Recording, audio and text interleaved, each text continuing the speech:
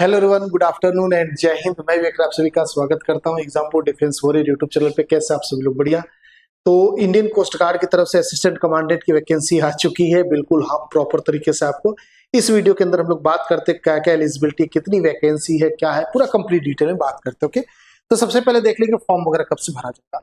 तो आपका जो फॉर्म है ये 5 दिसंबर से भरा जाएगा। ठीक है, 5 दिसंबर 2024 से स्टार्ट होगा और लास्ट आपको जो जाएगा वो 24 दिसंबर तक जाएगा। ओके, लगभग कह दो कि आपके पास 11 दिन, आपके पास 19 दिन के आसपास टाइम मिल जाएगा कि 24 दिसंबर तक लास्ट डेट है आपका, उसी दिन पूरा खत्म हो जाएगा। अब स्टेज 1 का एग्जामिनेशन का भी डेट आपका पास आ गया। 25 फरवरी 2025 को आपका स्टेज 1 का एग्जाम है और स्टेज 2 का मार्च 2025। मैं सभी स्टेज का एग्जैक्ट बता दूंगा कब कब क्या है। ठीक है, क्योंकि पूरा शेड्यूल आ चुका है इसका। टोटल 5 स्टेज यहाँ पे होते हैं। ओके, 5 स्टेज में पूरा सिलेक्शन प्रोसेस नहीं, बेसिकली 3 होता है सिलेक्शन प्रोसेस वाला, बाकी डॉक्यूमेंट वेरिफिकेशन ये सारा चीज होता है, उस पर बात करेंगे। ओके, जो फॉर्म फीस है जनरल ओबीसी ईडब्ल्यूएस के लिए 300 बाबू, एससी एसटी के लिए आपका 0 होने वाला है। ये टोटल ओवरऑल फिलहाल देखा जाएगा। बात किया जाएगा डेट ऑफ बर्थ क्या होने वाला है इस वैकेंसी को लेकर। इस वैकेंसी को लेकर आपका डेट ऑफ बर्थ 21 साल मिनिमम और मैक्सिमम 25 साल। काउंट करोगे 1/7/2025 से काउंट कर लेंगे आप सभी लोग, इतना तो कर ही सकते हैं। गूगल पे भी सर्च कर लो एज कैलकुलेटर, अपना डेट ऑफ बर्थ डाल देना और ये डेट डालना। अगर आपका 21 से 25 साल के अंदर आ रहा है मतलब आप सभी लोग इसके लिए एलिजिबल। ओके, 21 साल 2 महीना, 21 साल 1 महीना, 21 साल 2 दिन दिखा रहा है तो भी आप एलिजिबल हो। ठीक है, ये आपका डेट ऑफ बर्थ की एलिजिबिलिटी हो गई। अब बात करेंगे इसके अंदर, तो पूरा फॉर्म आपका बता दिया 5 दिसंबर से भरा जाएगा 24 दिसंबर तक। ये ऑफिशियल नोटिफिकेशन आप लोगों का यहाँ पे दे रखा। ओके, तो यहाँ पे एजुकेशन क्वालिफिकेशन वगैरह इस पर हम लोग बात करेंगे, चिंता ना करेंगे। टोटल आगे चलेंगे। ओके, नेक्स्ट, हाँ, यहाँ पे टोटल वैकेंसी आप सभी को दिखा रखा है। आपके पास जीडी की 110 वैकेंसी है और टेक के अंदर बेसिकली मैकेनिकल और इलेक्ट्रिकल की हम बात करेंगे 30 आपके पास है और 140 आपकी टोटल बनती है। ओके, ये आपके पास टोटल वैकेंसी। कैटेगरी वाइज देखोगे एससी एसटी ओबीसी ईडब्ल्यूएस और अनरिजर्व का आपके पास है। ओके, एससी की बात करेंगे 17, एसटी की 17, ओबीसी की 47, ईडब्ल्यूएस की 4 और अनरिजर्व की 55 है टोटल वैकेंसी ये आपकी होने वाली। ओके, कैंडिडेट का। ठीक है, आगे बात करेंगे हम लोग इसके अंदर क्या क्या चीजें आपके पास है। सबसे पहली चीज बात करेंगे कि कौन कौन सा आपके पास यहाँ पे वो होना चाहिए सर्टिफिकेट। फॉर्म भरते हुए क्या चाहिए, तो बहुत सारे बच्चों का एक चीज तो क्लियर है कि ये जो बच्चे ग्रेजुएट रहते हैं उन्हीं के लिए फॉर्म है। ये 12th पास पे नहीं, ग्रेजुएशन पे। अब ग्रेजुएशन वाले बच्चों के मन में डाउट होता है कि वो 12वीं पास है या अपीयर है, मतलब सॉरी ग्रेजुएशन के फाइनल ईयर में है या फिर फाइनल ईयर पास कर चुके हैं, ये डाउट होता है। जैसे बहुत सारे बच्चे फाइनल ईयर में कहेंगे कि हम अप्लाई कर सकते कि नहीं, बिल्कुल वही चीज के बारे में बात करने जा रहे हैं यहाँ पे इन्होंने बोला कि 2 कोर्स होते हैं, एक तो ईयरली होता है, एक सेमेस्टर वाला होता है। अगर हम ईयरली वाले की बात करेंगे तो वो सभी बच्चे भर सकते हैं फॉर्म। मान लीजिए आप 3 ईयर के प्रोग्राम है तो सेकेंड ईयर अगर आपका पास हो चुका, सेकेंड ईयर का मार्कशीट है तो आप अप्लाई कर सकते हो। कहने का मतलब अगर 3 साल के कोई कोर्स कर रहे हो आप तो तीसरे साल में हो, सेकेंड ईयर तक का रिजल्ट आ चुका तो बिल्कुल आप अप्लाई कर दो। अगर 4 ईयर के प्रोग्राम में हो, सेमेस्टर वाइज जैसे आ जाता बीटेक वगैरह, तो आप सभी लोग 3 ईयर तक का अगर आपका सर्टिफिकेट है, तीसरे साल पास करने के बाद मार्कशीट आएगी तो बिल्कुल अप्लाई कर सकते हो। सिंपल भाषा में समझा जाए तो जो अपियरिंग है फाइनल ईयर में वो अप्लाई कर सकते हैं। ठीक है, ईयर सेमेस्टर वाइज ये 2 कैटेगरी में इसको डिवाइड कर दिए। सिलेक्शन प्रोसेस बेसिकली 5 स्टेज में होता है। स्टेज 1 2 3 4 5। ओके, यहाँ पे जो सिलेक्शन होता है बेसिकली 1 2 3 स्टेप में ही होता है। पहले में रिटन हो जाता है, सेकेंड में एक तरीके से पीपीडीटी वगैरह हो जाता है, ये भी एसएसबी का एक तरीके से हिस्सा होता है, और तीसरा वाला तो कोरल एसएसबी ही है। ओके, तो ये 5 स्टेप आपका पास यहाँ पे होता है। स्टेज 1 की बात करेंगे तो यहाँ पे आपके पास 100 क्वेश्चन देखने को मिलेंगे, ऑनलाइन टेस्ट होगा। ठीक है, स्टेज 1 का जो सिलेक्शन प्रोसेस है ऑनलाइन टेस्ट होगा आप सभी का, जहां पे आपको एक क्वेश्चन 4 नंबर का होगा और एक निगेटिव मार्क्स, यानी कि 400 नंबर का आपका पेपर होगा स्टेज 1। इसके अंदर जो सिलेबस आएगा वो आपका आने वाला है 2 घंटे का पेपर रहेगा। ठीक है, और पेपर प्योर इंग्लिश में होगा, हिंदी में नहीं होगा। जो आपका पेपर इसके अंदर आएगा ऑनलाइन स्टेज 1 का वो इंग्लिश में ही रहेगा, 400 नंबर का पेपर रहेगा, 2 घंटे का टाइम मिलेगा, एक निगेटिव मार्किंग है। यहाँ पे जो सिलेबस है 25 क्वेश्चन आपका इंग्लिश से आ जाता है, 25 आपका न्यूमेरिकल एबिलिटी और रीजनिंग बोले तो मैथ वगैरह से आ जाता है। जनरल साइंस और इससे मैथमेटिक्स की बात करेंगे 25 यहाँ से आ जाता है, और जनरल नॉलेज के 25। टोटल आपके पास 100 क्वेश्चन बन जाते हैं। रीजनिंग एंड न्यूमेरिकल एबिलिटी का मतलब वही कि रीजनिंग और कुछ न्यूमेरिक टाइप का क्वेश्चन, मिसिंग नंबर वगैरह, जिसको आप मैथ के पार्ट भी रख सकते हो। ओके, होता है। और इसके अंदर मैथमेटिकल एप्टीट्यूड आपका आ जाएगा 25। टोटल आपके पास 100 क्वेश्चन बनते हैं, 2 घंटे का पेपर है। ओके, ये आपके पास है निगेटिव मार्किंग के साथ। अब जैसे ही आप सभी लोग स्टेज 1 निकाल लोगे, स्टेज 2 के लिए आपको बुलाया जाएगा पीएसबी पे। ओके, इसका जो सेंटर होता है पीएसबी का वो डिफरेंट लोकेशन पे, इसकी बात करेंगे यहाँ पे नॉर्मलाइजेशन का भी कॉन्सेप्ट है कि किसी का पेपर टफ इजी हो जाएगा तो उसको बैलेंस कर दिया जाएगा। यहाँ पे अलग अलग डिफरेंट डिफरेंट सेंटर पे आपको पीएसबी के लिए बुलाया जाएगा, स्टेज 2 के लिए। ओके, यहाँ पे क्या हो जाएगा, यहाँ पे आपको करवाया जाएगा, ठीक है। हाँ, यहाँ सेंटर दे रखा है, मैं इसको बता देता हूँ आपको। नोएडा, मुंबई, गोवा की बात करेंगे, चेन्नई, कोलकाता, शिलोंग, गांधीनगर, इन सब जगह आपको बुलाया जा सकता है। और इसके बाद आपका कैंडिडेट जैसे स्टेज 2 में जाओगे, आप सभी का वेरिफिकेशन हो जाएगा, इसमें कोई डाउट है नहीं। ओके, बायोमेट्रिक वगैरह जो भी प्रोसेस रहेगा उससे आपका प्रोसेस पूरा कंप्लीट चेक हो जाएगा। डॉक्यूमेंट वेरिफिकेशन उसी वक्त हो जाएगा।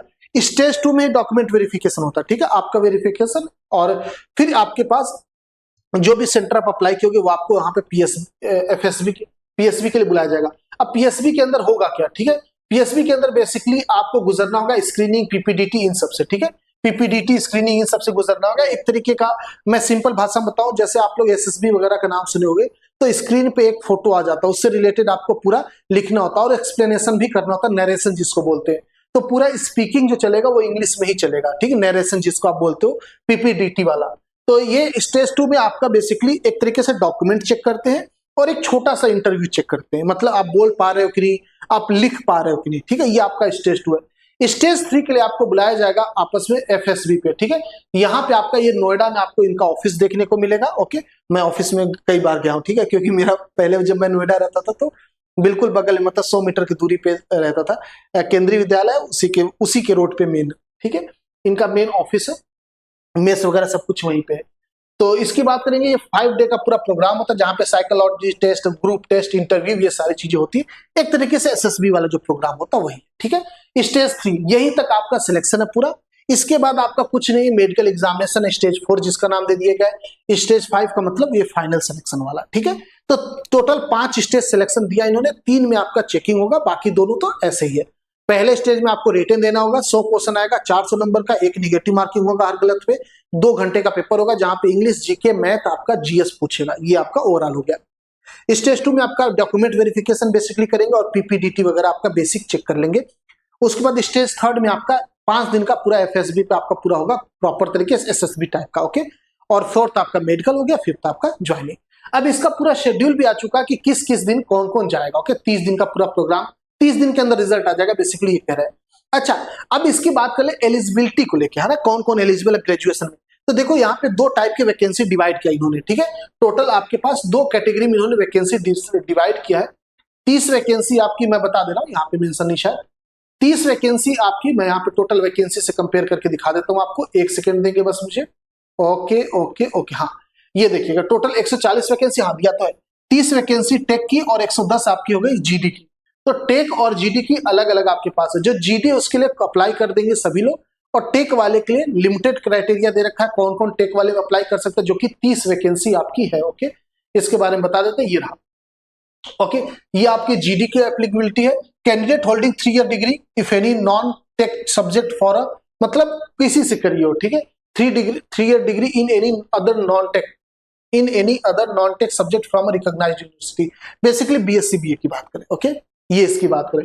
टेक्निकल वालों की बात करेंगे तो यहाँ पे candidate holding engineering degree for recognised university, naval architecture में हो, मैकेनिकल हो, मरीन में हो, ऑटोमोटिव में हो, मेकाट्रॉनिक्स में हो, इंडस्ट्रियल में हो, प्रोडक्शन में, मेटलर्जी में हो, ठीक है, एरोनॉटिकल में हो, डिजाइन में हो, एरोस्पेस के हो। अगर आप इनमें से किसी से हो, इलेक्ट्रिकल से हो, इलेक्ट्रॉनिक से हो, इन सभी को बात करें, ठीक है। टेलीकम्युनिकेशन हो गया, इंस्ट्रूमेंटेशन हो गया, कंट्रोल हो गया, इलेक्ट्रॉनिक एंड कम्युनिकेशन हो गया, पावर इंजीनियरिंग हो गया, पावर इलेक्ट्रॉनिक हो गया, इन सभी से अगर आप किए ग्रेजुएशन तो आप बिल्कुल इसके लिए एलिजिबल हो। ओके, आप जीडी और टेक के लिए दोनों लोग, जो बच्चे बीटेक वाले, आप जीडी और टेक दोनों में से किसी को भर सकते हो। और जो बिना बीटेक वाले, जैसे बीएससी बीए हो गए, कॉमर्स वाले हो गए, आप सभी लोग सिर्फ और सिर्फ ये जीडी वाला भर सकते हो, जो कि 110 वैकेंसी है। ओके, समझ गए होगे बात मेरे हिसाब से, इसमें कोई डाउट अब नहीं रहना चाहिए।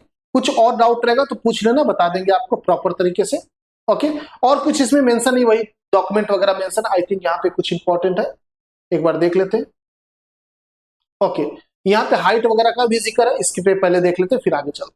हाइट वगैरह देख लेंगे हम सभी लोग, सारा पूरा पॉइंट टू पॉइंट देख लिया करो, ठीक है। हाइट की बात करेंगे तो 157 आपका मिनिमम हाइट मांगा है, ठीक है, 157 सेंटीमीटर आपका मिनिमम हाइट मांगा है, देख लेना आप सभी लोग। ओके, आगे चलेंगे। नेक्स्ट आपका वही 6x6, 6x9 जो कि नॉर्मल मेडिकल रहता है, वही है। और कुछ इंपॉर्टेंट पॉइंट देख लेते हैं, आई थिंक होगा जरूर, तभी टिक लगा। हाँ, शेड्यूल पूरा आ चुका है, ये चीज मैंने आपको पहले बता दिया था। जो स्टेज 1 का एग्जाम है 25 फरवरी 2025 को है। स्टेज 2 आपका मार्च 2025 में होने वाला है। स्टेज 2 आपका अप्रैल से अक्टूबर के बीच में 2025 में होगा, और मई से नवंबर के बीच में आपका हो जाएगा स्टेज 4, और एंड ऑफ दिसंबर 2025 तक आपका ज्वाइनिंग हो जाएगा, ये कहना चाह रहा है, ठीक है। एंड ऑफ दिसंबर 2025 तक आपका ज्वाइनिंग होगा ओवरऑल। ये जो आपका 2026 बैच है, ठीक है, ये 2026 बैच आपका बना रहे हैं, जिसका एग्जाम आपका 2025 में होगा। ओके, बात समझ गए? असिस्टेंट कमांडेंट का 2026 वाला बैच है ये।